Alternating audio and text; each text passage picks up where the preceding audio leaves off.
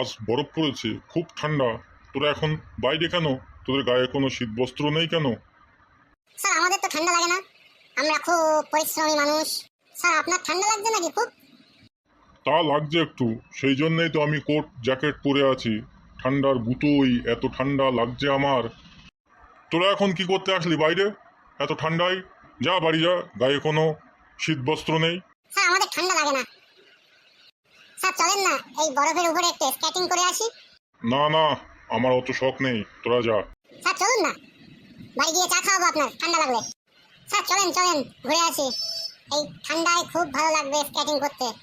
আমি স্কেটিং করলে পড়ে যাই, আর পড়ে গেলে আমার কেটে যাবে, লাগবে, আমি যাবো না, তোরা যা। তাহলে স্যার একটা কাজ করুন, স্কেটিং করতে হবে না, আমরা চলুন যাই মাছ ধরে আসি। ওই ঝিলের পাড়ে বসে মাছ ধরবো ঠান্ডায়, সঙ্গে চা থাকবে। চলুন চলুন স্যার, যাই একসঙ্গে মাছ ধরে আসি। বরফের তলায় নাকি অনেক বড় বড় মাছ থাকে।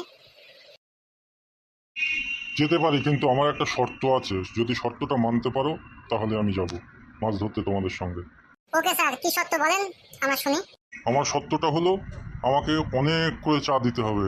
আমার খুব ঠান্ডা লাগে, আমার ঠান্ডার ভয় খুব। ওকে স্যার, আপনার শর্ত আমরা মেনে নিলাম।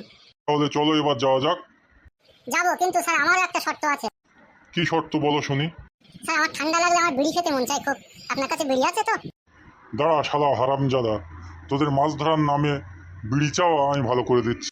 ওরে পালা, শিগগিরই পালা, নিল রে নিল, বিড়ি খাওয়ার স্বাদ ভালো করে দিল, ঠান্ডায় বিড়ি খাওয়ার স্বাদ ভালো করে দিল, পালা পালা।